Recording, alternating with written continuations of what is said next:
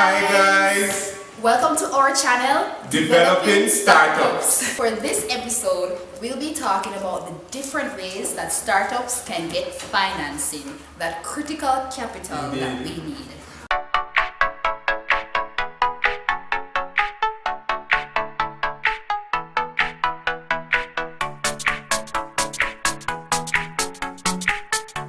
In this episode, we're going to be talking to you through 4 main sources of income or avenues you can explore to access money. Right. What's the first one, Mrs. Bailey? Well, the first one that I would recommend is, of course, bootstrapping, Indeed. which is starting out with family, friends, and your own money. Yeah. In previous episodes, I had said that there's absolutely nothing wrong with working before you start your startup. Indeed. And saving some money to actually put into your business. So I would recommend bootstrapping, family members, friends, and your own income. Step number 2, Mrs. Bailey. The second one that I would recommend, definitely guys, is grant funding. Grant funding, that's a good one. It's great because What's a grant? What really is a grant? Well, a grant is actually free money. It's money that different organizations give to a startup company or to a business that they don't have to pay back, right? So And there's no paying back. Why would a company or an enterprise give free money? Well, there are actually international agencies where their mandate is to stimulate the economy. Yes. And they, of course, believe that entrepreneurship, small businesses are the key driving factors that will push employment and will push the growth of the economy. Indeed. So they look for startup companies to invest in. So for us, in our particular case, we actually got funding from the Development Bank of Jamaica, and it was a grant. Yes. It was $40,000 US.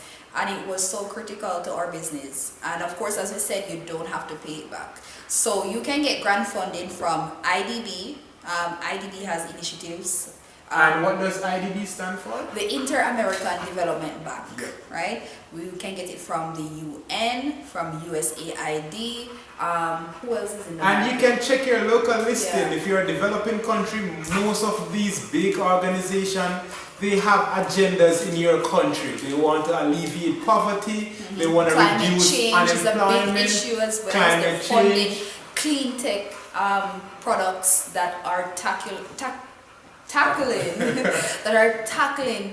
problems with climate change. And the third one would be, of course, venture capitalists Yep. or angel investors. What's the reality of angel investors in the developing countries, Mrs. Bailey? Well, venture capitalists and angel investors are very few. Very few. That's the reality that we face within a developing country. In countries like India, which is much bigger than, for example, the Caribbean or Jamaica, Latin America. there are more venture capitalist firms that may be interested in those developing countries. But in our side of the world, VCs are very slim and very few and far between. We want to get the big orders, but we don't have the capital to actually produce the kits at And that reality, guys, magnitude. that can kill your business. Right. Trust me. So you have to know the critical time that you're going to need an investor. And you are going to have to decide, do I want my business to flop here? Or can I swallow back that entrepreneurial pride and actually say, hey, I'll give you a piece of my business for a piece of your money. And okay? what would you call a practical number in terms of percentage of shares that an entrepreneur could consider giving up in order to see some growth? Right, so it really depends on the deal that you're going to structure. So if you're giving away equity versus taking a loan from the investor, if you're giving away equity, you're going to have some sales. And then 5 times or 3 to 5 times that sales will give you the valuation of your company. Indeed. And then you can determine if you want to give the investor 10% of, say, for example, our company was worth $1 million. If you were going to give away 10%, then you'd want $100,000 US from that investor. So the final tip on getting funding is actually debt. So going to the bank to get a loan, which we would not recommend for a startup company. Why wouldn't you recommend it? Because it requires you to be paying something consistently every month. Every month, I mean, indeed. first it's very short term. Within 30 days, you're paying back this consistent expense every single month. Indeed, Right? indeed. So as a startup starting out, you don't need that. And it's from our own experience. Trust me. Yeah, we took out 2 loans when we started out our company.